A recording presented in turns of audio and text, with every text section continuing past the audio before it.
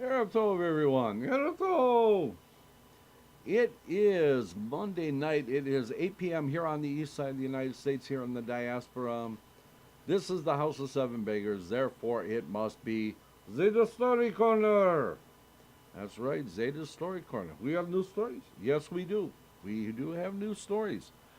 We are going to, before we do that, you check the chat room? Yeah, we'll check the chat room. Okay, so let's see. We have Marshall, Rabbi Shlomo, uh, Shlomo, Silverman, Susan, Kelsey Lynn, and Veronica are with us. And more to come. Yep, and more to come. Okay, so we want to thank Rabbi Shlomo for sitting in for us last week. We were kind of tied up with other things, and he graciously took over both our shows. So thank you very much for that. So we are back for a week.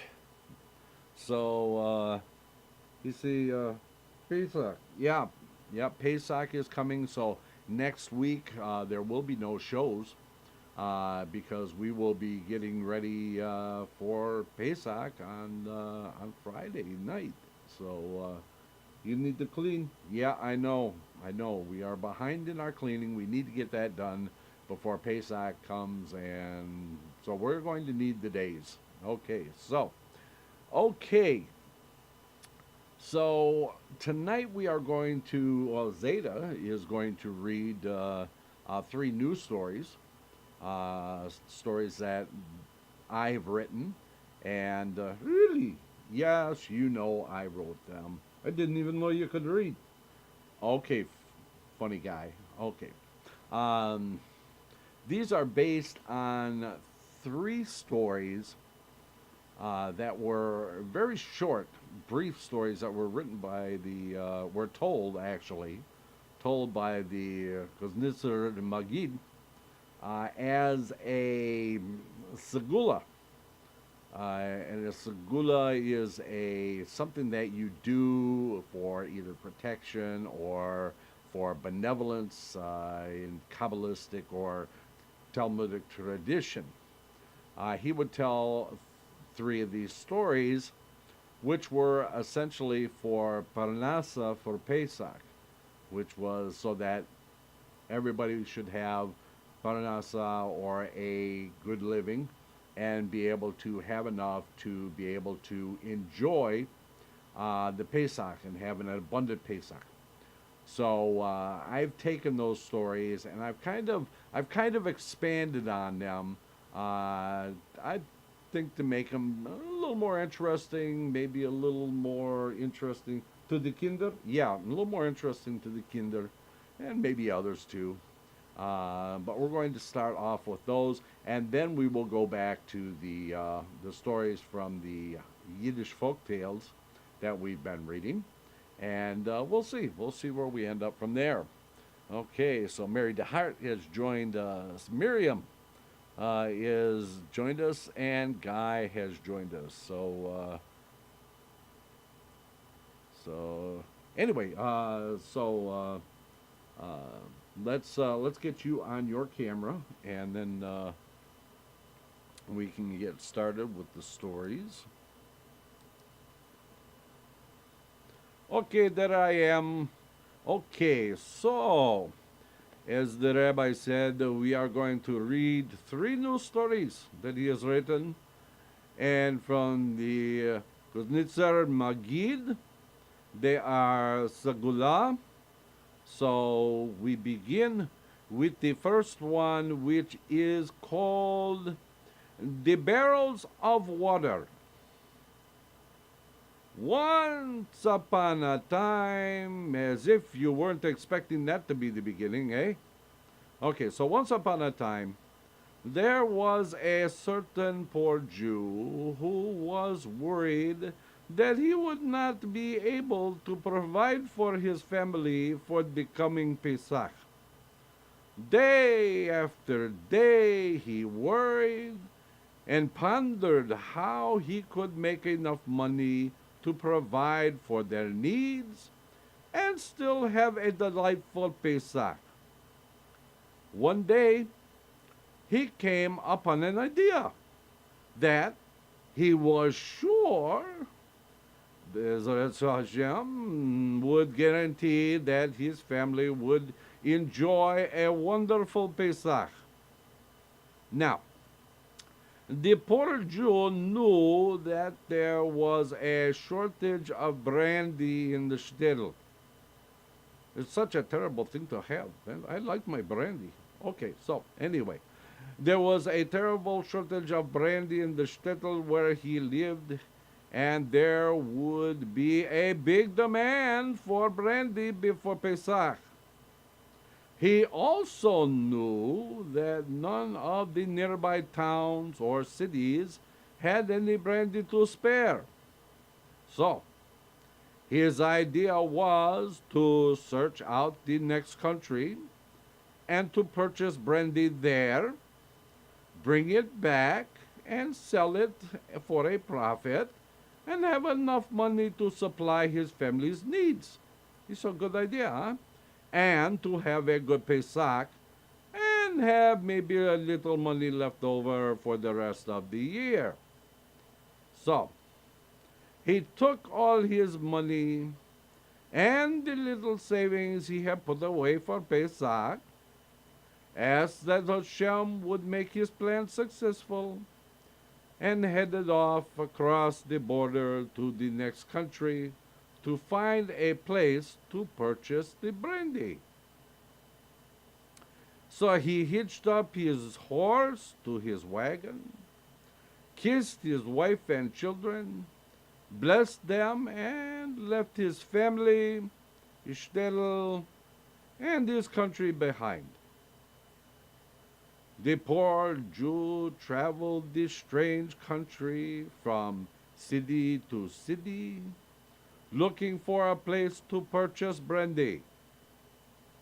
But the brandy shortage appeared to affect more than just his local area. Still, he knew his plan would succeed if he had faith and kept confident.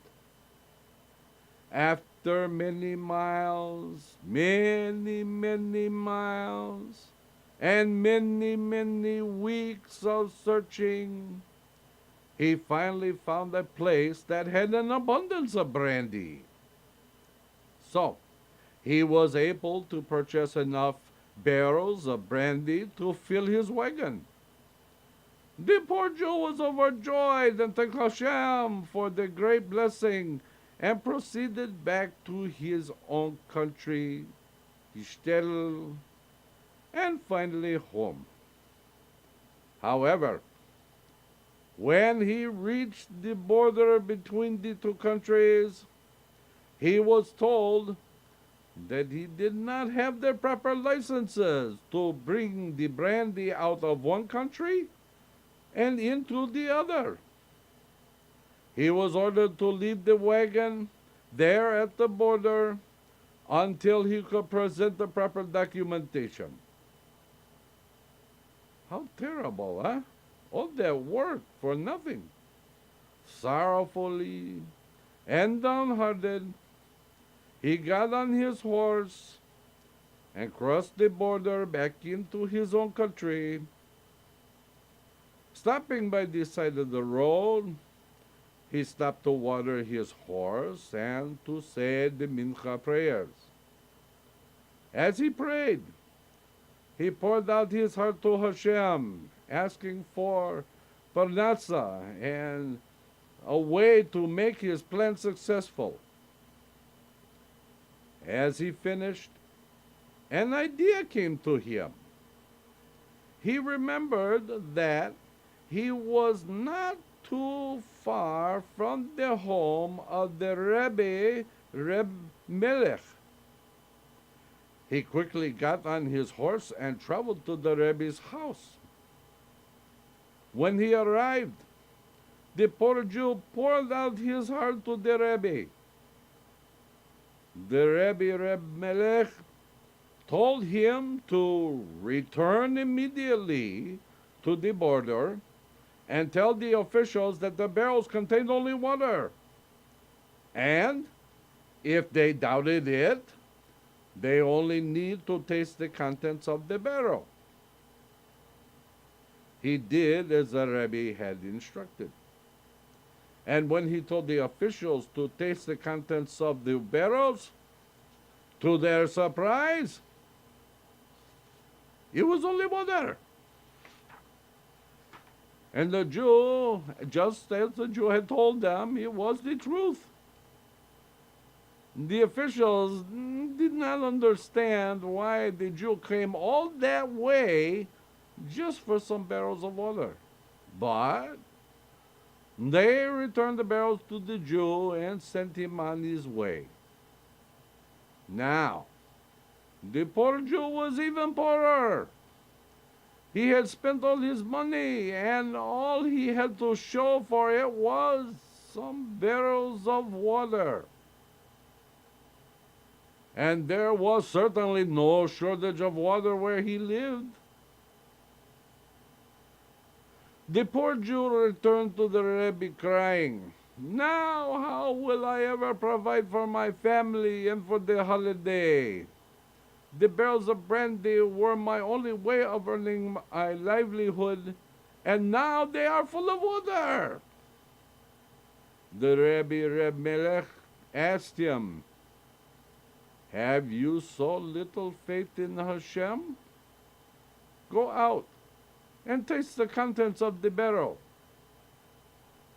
To the Jews' great delight, the barrels were again full of brandy. The poor Jew returned home. He sold the brandy at a great profit. When the nearby towns and villages got word of the brandy, they all traveled to the shtetl to purchase brandy and other things the people had to offer. The entire shtetl was very profitable. Week before Pesach, the poor Jew, now a rich Jew, invited his friends and all the poor of the shtetl to celebrate the Pesach with him and his family. And the entire shtetl celebrated the Pesach in great abundance. So what do you think? What do you think of that story, huh? Okay, so we will go on to the next story. This story is called The King's Ring. There was once a king. See, I fooled you there. You all thought I was going to say once upon a time, and I fooled you and I went a different way. So here we go. There once was a king who had a very precious ring that he wore constantly. One day, while the king was out hunting, he lost his ring. Or so he thought. See, during the hunt, the king and his entourage stopped to eat. After eating, the king went to wash his hands in the nearby stream, and the ring slipped from his finger without his notice. Now, one of his advisors had come to the stream after to wash his hands, and lo and behold, he saw the king's ring in the water. The advisor thought to himself, if I keep the ring, I can sell it and be a very rich man and not have to serve the king any longer. Looking around and seeing there was no one watching him, he slipped the ring into his pocket. Now, once the king noticed his ring was missing, he became very upset. He had the entire castle searched, but the ring was nowhere to be found. So, the king announced that he would pay handsomely everyone who searched for the missing ring, and he would greatly reward the person who found and returned the ring.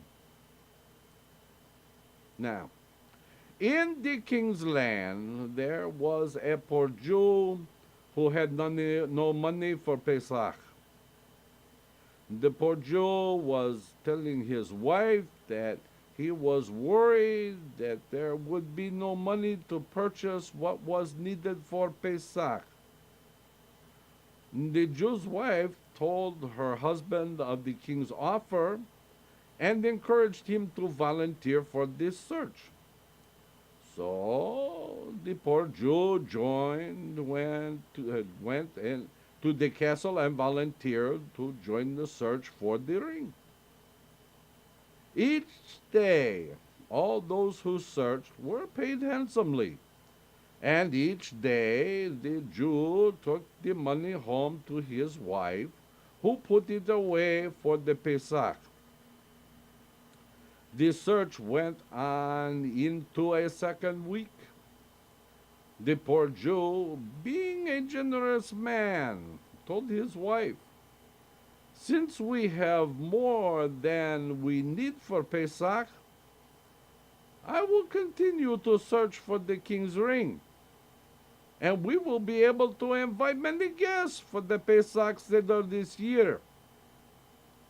His wife agreed, but she said, "You must stop searching before the fest of the firstborn." So the Jew agreed, and they invited all their friends and neighbors to the Pesach Seder. Now, the king's advisor, you remember the one who had the ring in his possession all along? Well, he was a wicked anti-Semite. He loathed the idea of the poor Jew being part of the search and hated it when he had to pay the Jew at the end of each day. On the day of the fest of the firstborn, the Jew did not show up at the castle for this search. The king's advisor was curious as to why the Jew had not come to search and be paid as he had for the previous weeks. So, he decided to spy out the reason for the Jew's absence. It was the first night of Pesach, the Pesach Seder. When he arrived at the Jew's home, he peeked into the window and saw the Jew and his guest eating and drinking and not searching for the king's ring. The king's advisor saw his opportunity to throw any suspicion off himself and rid himself of the Jew at the same time. The advisor ran back to the palace. Your Majesty, he cried, "you've been fooled. The Jew who you have been paying to find your ring had your ring all along and is holding a banquet to celebrate how he has fooled you." The king could not believe it. He had always thought good of the poor Jew. "This cannot be," said the king to the advisor. "He is an honest and good man." The advisor said, "I'll show you if you will follow me to the home of the Jew." And with that, the king followed his advisor to the house of the poor Jew. When they arrived, the king and the advisor peered into the window.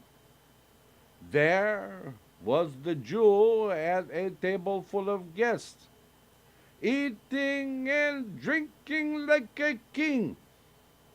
Still, the king was reluctant to think bad of his Jewish subject. The king told the advisor, This Jew is probably questioning these men to see if any of them know about the whereabouts of my ring. Let's listen and see if one of them confesses or they name the person who took the ring. As the king and the advisor listened to the Jew and his guest speaking in a language they did not understand, the Jew and his guest became serious.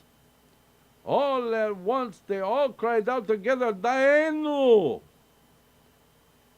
The Jew would say some more words, and all the guests again would cry out, Daenu! The king looked over to the advisor, and the advisor turned pale. The advisor's name was Daenu. The king stood up and roared, Who stole my ring? Just then all the guests cried out, Daenu! The king commanded his royal guards to seize the advisor. The king had the home of the advisor searched, where they found the king's ring. They jailed him, and he confessed to the stealing of the king's ring. And the Jew was richly rewarded, had all that he needed for the Pesach in abundance. Okay, so now we move on to the third story. This one is this is my favorite one of all of them. Okay, this one is called The Poor Jew, the Poets, and the Monkey. A long time ago, there was a poor Jew who worked very hard for his landlord, the Poets. The Poets took great pleasure in trying to provoke the Jew in one way or another. One day, just before Pesach, the Poets came up to the poor Jew and said, You are very fortunate that you have me to depend on for your livelihood. Otherwise, you would starve.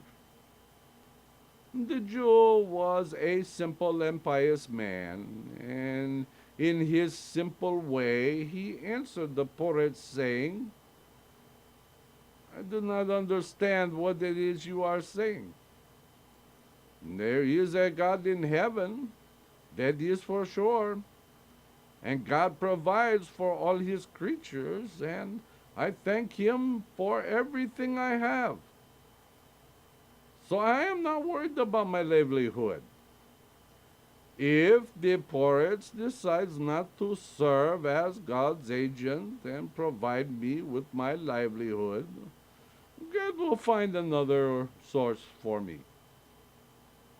With that, the Poets became enraged. You are a lazy Jew, and I am not paying you for this month's work. If you believe your God will provide for you, then let him do so. You must be off my land by the end of the week. When you are starving, you will come back to me and beg me for your livelihood. Then we will see who you thank. And so, the Poets banished the Jew from his property right before Pesach. Oh, what a terrible thing to do, huh? The poor Jew now had no money for all his hard work and nothing to buy the necessary provisions for Pesach. However, he did not seem to be worried. He went to his small house and told his family that they must abandon the house by the end of the week, and they should all prepare for the move. His wife was greatly distressed and began to sob. What will we do now? Where will we go? And what about the Pesach? The poor Jew looked at his wife and said, "Don't worry, God will provide." And with that, he went to do the Ma'arif prayers. Now, the poet had a huge treasury room in his large house where he kept his gold. One of his great pleasures was to go into the treasury room each week to count and polish his coins. Now, not being a very cultured man, the poets would put each coin in his mouth, spit on it, and then polish it till it shone. Pui, pui. Ah, can you imagine doing that? The poets also had a pet monkey, which he had dressed in a little red hat and a red vest with gold trim and fake coins dangling from the vest that tinkled like bells as the money moved. When the poets would go into the treasury room each week, the monkey would go with the poet into the treasury room and watch him. The monkey watched as his master put the coins in his mouth. The monkey thought that the poet was eating the coins. Well, as they say, monkey see, monkey do.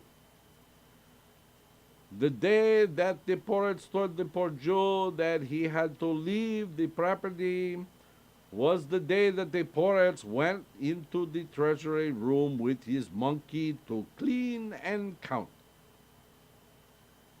As he was cleaning the coins, one of his servants came to the room and told the poets that a messenger had arrived with a message from the king.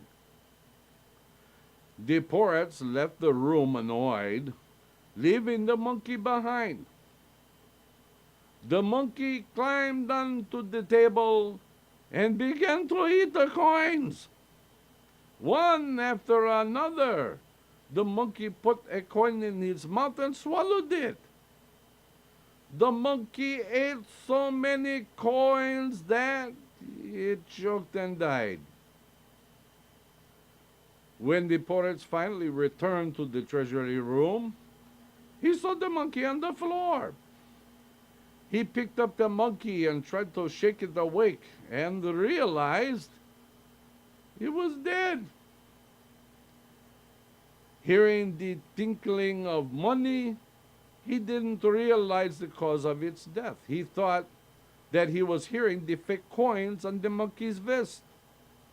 "Stupid monkey," the poet said. Then he got a wicked idea. If the Jew thinks that his God will provide for him, let's see what he thinks when his God provides him with a dead monkey for all his prayers. The poet called one of his servants, and he commanded his servant to throw the monkey into the Jew's house. The servant took the dead monkey and, as he was instructed, threw the monkey through the window into the Jew's house. When the monkey landed on the floor, its stomach burst open and all the gold coins came pouring out. What do you think of that? The next night, the poet sent his servant to see how the Jew was suffering without food or money. But the servant returned and reported that the Jew's house was empty, and they were gone. The servant also reported that he had heard that a rich Jew had just bought the biggest house in the town and was inviting all the Jews of the town to a lavish Pesach Seder. Just before Pesach, the poets went to visit the rich Jew and found it was the poor Jew that he had banished from his property. The poet was stunned, as you might well imagine, and asked the Jew how he had come into so much money. The Jew told the poets that they were packing up the house to leave when suddenly someone had thrown a monkey into the house, and that hundreds of gold coins had burst from it. The poets then lowered his head. Dejected, he admitted, "Now I truly see that it is your God who provides for all." Thus, the Jew was able to buy an abundance of provisions for the Pesach. Now, a blessing after the three stories. May you all be blessed with abundant resources for a freilich and kosher Pesach. May your tables abound with guests who enlighten your Seder with gems of Torah. May you and your children and your children's children not know for want all of your days. May your Seder table be blessed with the visible revelation of Eliyahu Hanavi in preparation for the coming of Melech Moshiach. Amen. Okay. Well, that worked out pretty good. We got through the first half of the show. So we are going to take our 6-minute break, and when we return, we shall return to the Yiddish folk tales, and we shall read some more. Remember, we were in the story of Asmodee. So, when we return, we shall see what happens to the Demon King. Okay, we see you back in 6. Let's all go to the lobby. Let's all go to the lobby. Let's all go to the lobby to get ourselves a treat. Delicious things to eat. The popcorn can't be beat. The sparkling drinks are just dandy. The chocolate bars and the candy. So let's all go to the lobby to get ourselves a treat. Let's all go to the lobby to get ourselves a treat. It's intermission time, folks, so hurry, hurry, hurry. Step right over to our refreshment center for the most extravagant array of refreshment goodies ever assembled under one roof. Enjoy breathtaking, mouth-watering goodies, everything from a snack to a delicious full meal. At our refreshment center, you'll find a large variety of goodies to satisfy your hunger, your thirst, or your sweet tooth. So hurry, hurry, hurry. Visit our refreshment center now. The show starts in 5 minutes.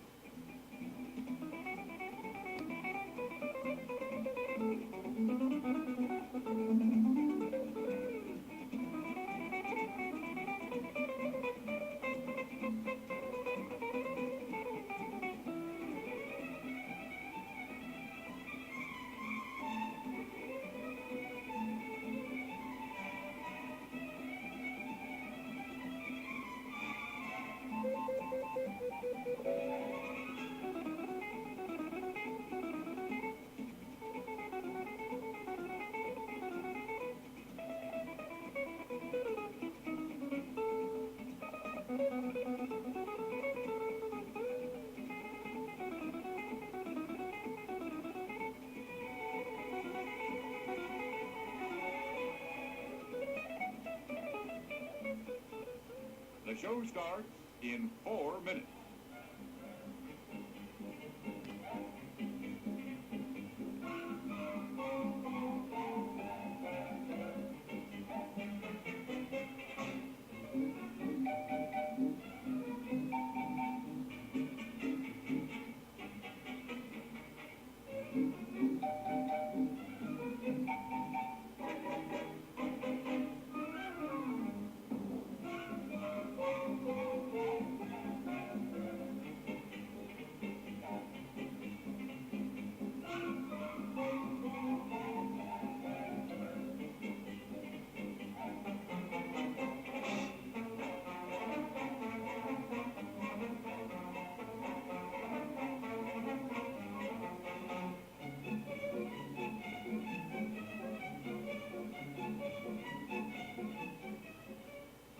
show starts in 3 minutes.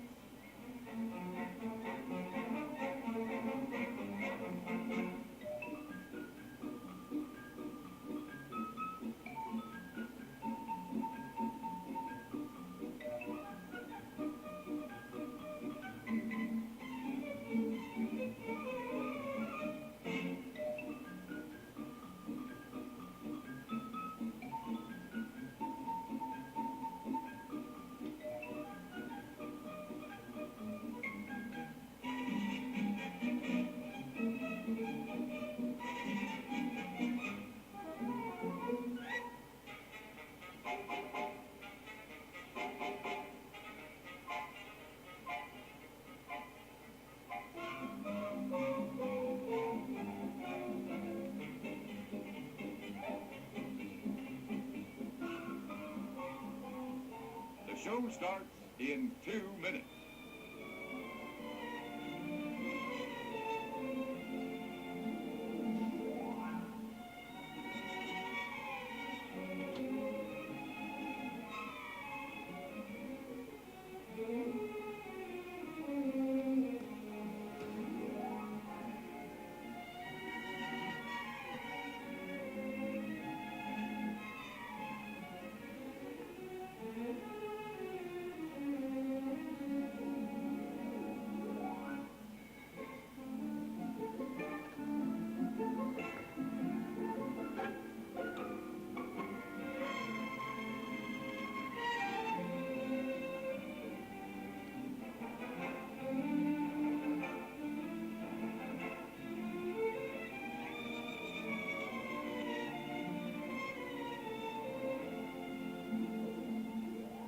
The show starts in 1 minute.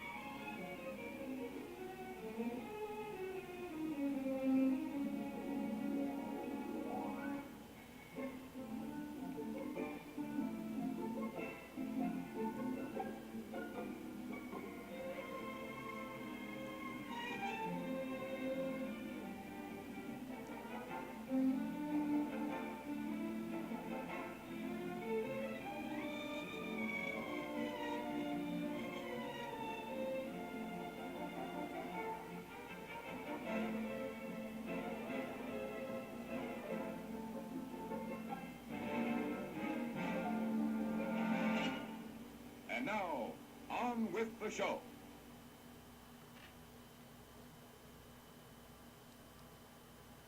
And we are back, just as we said we would be. Okay, so we are going to return to the book we were reading the last couple of weeks. It's called the Yiddish folktales. And we were reading about the demon Asmodai and the young man. And we'll go back a couple of chapters, or a couple of paragraphs, just to catch up on this story. Okay, just remind everybody. Okay, so, as the weeks passed, and Asmodai prepared to go off to war, the rich man's son settled down in the demon's kingdom. You remember now? With each passing day, Asmodai grew fonder and fonder of the mortal and trusted him more and more. One day, Asmodai sent for the rich man's son. "Well, sir, I'm off to war. Here, take these," he said, handing over a great bunch of iron keys. "You can go anywhere you like, except into the last room over there. The one that is opened by this key," he said, clinking a smallest key in the bunch. "That room is forbidden," he said grimly. The demon turned on his heel and marched his army off to war. And that's where we left off the last week. Okay, so left alone, the rich man's son wandered from room to room, admiring the wealth and luxury he found everywhere. Finally, he came to the room into which he had been forbidden to go. He paused, terribly tempted to open the door with the little key, whose clink he seemed to be hearing once again. But it was not the sound of the key he heard. Oh no! It was a sound much more beautiful, a sound so enchanting that he pressed himself against the door to hear it better.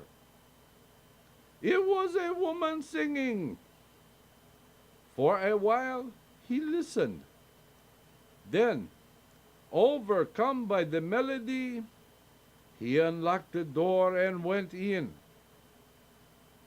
The woman turned, and he saw that she was dazzlingly beautiful as her song.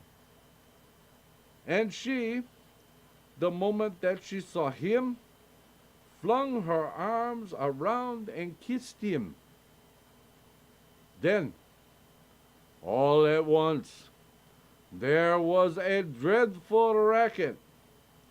Suddenly, Ashmodai stood in front of them, red and wrathful, his eyes flashing, his sword drawn, ready to kill. "You," he raged, "you! Were you not warned to stay out? Were you not told this room was forbidden?"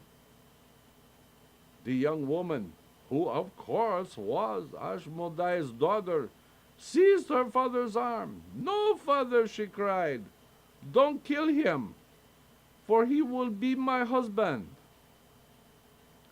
At these words, Ashmodai calmed down and sheathed his sword. The very next day, the demon's daughter and the merchant's son were married. And within a year, she gave birth to a son, whom they called Shloimeh. One day, as the couple were playing with their child, the rich man's son heaved a deep sigh. Just like that. See? Okay. "Why are you sighing?" asked Ashmodai's daughter. "I'm sighing for the wife and son I left in the country I came from," he answered. "Poor man," said Ashmodai's daughter. "Would you like to pay them a visit?" "Oh, yes," he replied. "Well," she said, "why don't you go? But you must promise not to stay longer than 3 months." "All right," he said, "but how will I get there?"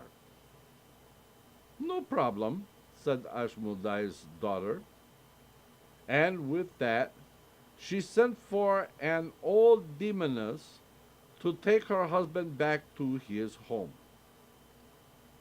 The old demoness seized the merchant's son and flew with him through the air so swiftly that he was back in his own country within hours.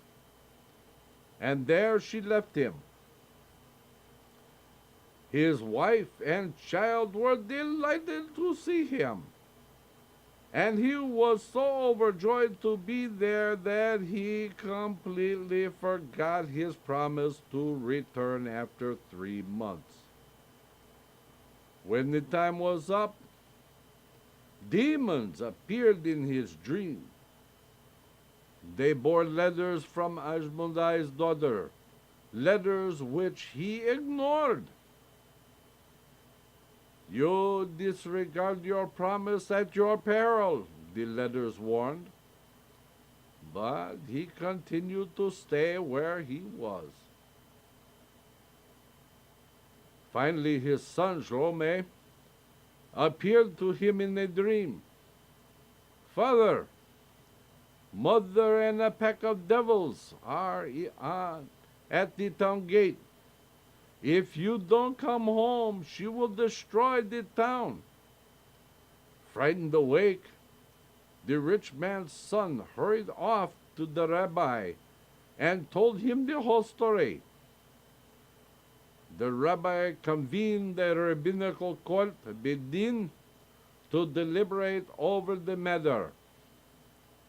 After several hours, the court decreed that it was forbidden for a mortal and a demoness to marry. And so, said the rabbi, Ashmodai's daughter must give you a divorce. When Ashmodai's daughter heard this news, she appeared before the rabbinical court and said, Very well, what must be, must be. I will give him a divorce, but I want one thing before we part. I want to give him one last kiss. The rabbinical court granted her request, and the rich man's son, poor fellow, suspecting nothing, stepped up to her and offered his face to be kissed. But Ashmodai's daughter put her hands to his throat, and when he lay dead at her feet, she cried, If I can't have him, she can't have them. And with that, she disappeared. And that is the end of that. Okay. We are going to go on now with the next story. This one called The Ram, the Basket, and the Stick. There was a poor man. It's always a poor man, isn't it? It never starts out with a rich man very often. I mean, yes, the last one did, but usually it's a poor man. Okay, so enough of the commentary. We get back to this story, eh? There was a poor man who had many children and couldn't give them anything to eat. One day he was walking along looking for food when he came to a magic forest. He rested there and then he went on his way. Before long, he met 4 forest people. When they saw him, one of them said, Let's kill him. But the other said, Nah, he deserves to be helped in any way we can. They gave him a ram and told him, If you say to the ram, Serve me, it will give you whatever you want. The man took the ram home and said to his children, Take your places at the table. The children sat down, and the men told the ram, Serve us a meal. And at once, they all had whatever they liked, and as much as they wanted. Oh, how fortunate for them, eh? Now, the poor man had a rich brother. As so many poor men do, they have a rich brother. At least in these stories they do. Okay, when the rich man learned that the poor brother had such a wonderful ram, he came to him and said, Here, I'll give you a pair of oxen and wheat. Plow your land with the oxen, Then sow the wheat, and you'll have food for your children and money left over to heat your house. The poor man gave his brother the ram for the oxen. But when he got home, he realized that there was nothing for his children to eat. So he killed the oxen and fed the meat to them. When the meat was gone, he and the children were left with nothing. So he started off once more to look for food. Again, he came to the magic forest where he had rested, and this time he met 5 forest people. Seeing him, one said, "Let's kill him." But the other 4 said, "No, let's help him in any way we can." And so they gave the poor man a basket and told him, "Whenever you need food, say, 'Basket fill up,' and the basket will provide what you need." The poor man took the basket home, and when he got there, he said, "Basket, fill up." And the basket filled up with all sorts of good things. So, once again, there was plenty to eat. When the rich brother heard about the wonderful basket, he crept into the poor man's house and stole it from him. What a terrible thing to do. Again, the poor brother and his children were left with nothing to eat. And so the poor brother went to the magic forest where he had rested twice before. This time he met 3 forest people, one of whom said, "Let's kill him." But the other 2 said, "No, let's help him all we can." Then they gave the poor brother a stick and told him, "If anyone harms you, say, 'Stick, strike,' and the stick will obey your command." He thanked them and went home, taking the stick. Not long afterward, he invited the whole town to a big celebration. His rich brother was there, showing off the ram in the basket. Seeing this, the poor man went up to the balcony of the banquet hall, took out the stick the 3 men had given him, and called, "Stick, strike my brother." And the stick flew down and beat the rich brother until he cried out, "Take the ram, take the basket, they belong to you." Then the poor man said, "Stick, stop beating." And the stick stopped. So the poor man took back his ram and basket and became the richest man in town. Okay, not a bad story. Okay, since we are not going to be here the next week, we are not going to leave on a cliffhanger. That would not be very nice. Okay, so the next time we are together, we are going to read the story of the golden feather. It's a good story. You don't want to miss it. So, I hope everybody has a wonderful Pesach and much relic and much joy, many guests, good food, and good discussion. Okay. Don't forget, on Wednesday night is still the Torah study this week. And on Friday is Kabbalat and Mariv, the Shabbat service. And on Shabbat morning at 10 a.m. is Shachrit and Musaf. So, until then, my dear friends, we will say, Laila Tov.